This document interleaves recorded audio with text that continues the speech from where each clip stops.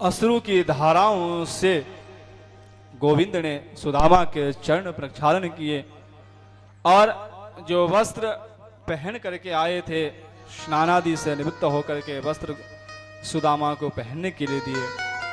बैठे कुशल क्षेम पूछिए उनसे, कैसे हैं सुदामा? अच्छा ये बता, तू तो बड़ा शर्मीला था, तूने शादी विवाह किया कि नहीं? सुदामा जी कहते हाँ मैंने विवाह किया है, तेरे भाभी का नाम सुशीला है और बच्चे भी हैं। अच्छा जब भाभी है तो भाभी मेरे लिए जरूर कुछ भेजी होगी, क्या भेजा है मेरे भाभी ने मेरे लिए? अब सुदामा विचार कर रहे हैं, ये इतने बड़े द्वारिका के राजा और मैं ये फटू ही कपड़े में चावल कैसे दूं? गोविंद समझ गए उनकी भावों को और जबरन उनकी हाथों से उनकी पोटली लेकर के और उन्होंने देखा। गोविंद ने जैसे ही चावल को देखा, गोविंद ने चावल को देखते ही उस सुदामा की पूरी दशा वो समझ गए और उन्होंने एक मुट्ठी चावल ली और मुख में डाली।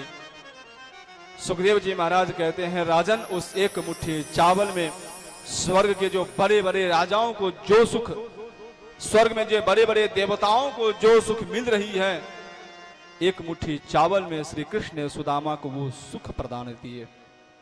दूसरी मुट्ठी चावल उन्होंने ली और दूसरी मुट्ठी चावल में जो इस धरती पर बड़े बड़े राजाओं को जो सुख मिलती है, वो सुख सुदामा को गोविंद ने प्रदान किया।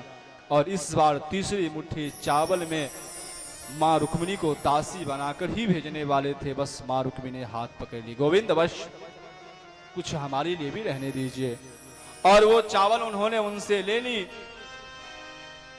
और गोविंद से कहते हैं, अब मुझे जाना है, क्योंकि मैं जब तक जाऊंगा नहीं तब तक तेरी भाभी कुछ अन्न जल लेगी नहीं, अब मुझे जाने दे। उन्होंने खिलाया पिलाया अच्छे से। जाते जाते कहते हैं, सुदामा ये जो वस्त्र है ना ये खोल दे और तू जो पहन करके आया था ना वो पहन करके जा। सुदामा जी के मन में लगी कितना कंजूस है, शायद ये भावना को समझ नहीं पाए। गोविंद ने ये भाव करके उन्होंने उनसे वो वस्त्र ले ली, जो ये कहीं जंगल से मार्ग से जाएगा तो कहीं डाकू ऐसा न समझे ये धनवान है और इसको मार ना दे, इसको इसकी छीन न ले कुछ अपराधी।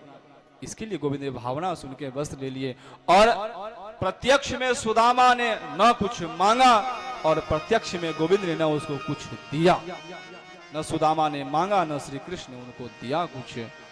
और वो अपने गए, देखे कि जो नगरी जो थी वो घास फूस की बनी हुई, देखी तो यहाँ पे बड़े बड़े अटारी पड़ी है। अरे ये किसकी नगरी है? अरे ये सुदामा की नगरी है। उनको लगा जो शायद कोई होगा सुदामा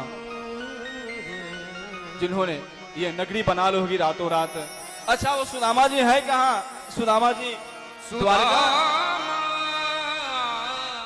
मंदिर तेरे डरे, सुदामा मंदिर तेरे डरे, सुदामा मंदिर तेरे डरे। यह तो होती मेरी टूटी झुपड़िया, यह तो होती मेरी टूटी झोपड़िया, कंचन महल खड़े, सुदामा मंदिर तेरे डरे, सुदामा